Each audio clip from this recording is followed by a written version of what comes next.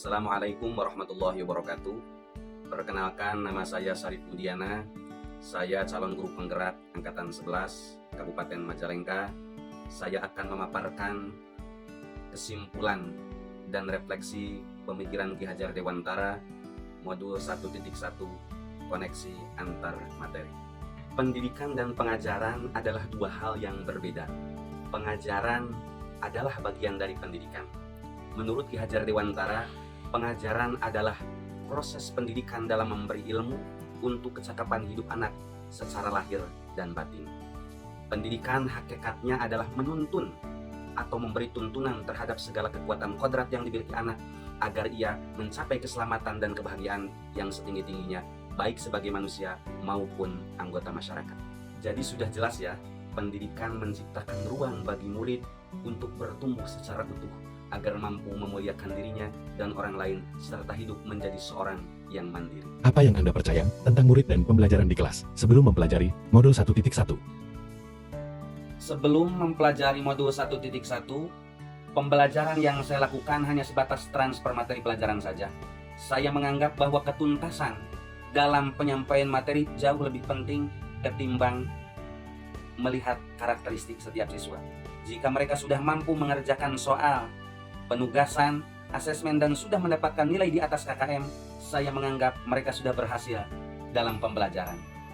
Kemudian, saya menganggap murid hanya sebagai objek pembelajaran, sehingga banyak menggunakan teacher-centered learning yang berpusat kepada guru. Kemudian, tidak terlalu peduli terhadap siswa, mereka paham atau tidak, karena saya hanya fokus meminta siswa untuk menghafal materi. Kemudian saya merasa gagal jika banyak siswa tidak tuntas dalam pembelajaran. Apa yang berubah dari pemikiran atau perilaku Anda setelah mempelajari modul ini?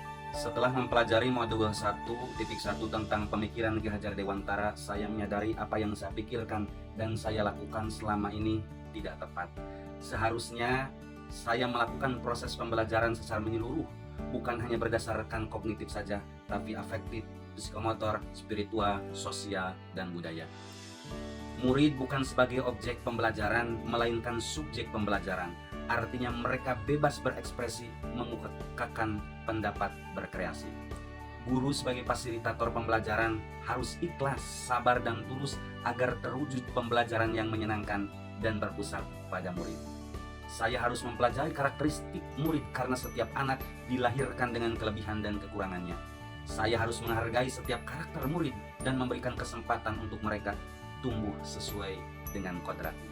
Apa yang dapat segera Anda terapkan lebih baik agar kelas Anda mencerminkan pemikiran Ki Hajar Dewantara? Hal-hal yang dapat segera saya terapkan dalam pembelajaran di kelas saya antara lain, saya akan merancang pembelajaran interaktif dan menyenangkan dengan melibatkan murid sesuai dengan metode Student Centered Learning. Saya akan menerapkan pembelajaran abad 21 yang sesuai dengan pemikiran Ki Hajar Dewantara yang berpikir kritis, kreatif, komunikatif, dan kolaboratif dengan berperan teguh pada konsep memerdekakan anak. Pembelajaran tidak lagi menuntut tapi menuntun, karena tugas guru adalah memberi tuntunan atau arahan yang baik kepada murid. Saya akan berusaha menjadi teladan bagi murid baik dalam perkataan dan perbuatan. Saya harus mengenali karakter dan latar belakang murid dengan menjalin komunikasi yang baik antar mereka. Terima kasih. Salam dan bahagia. Wassalamualaikum warahmatullahi wabarakatuh.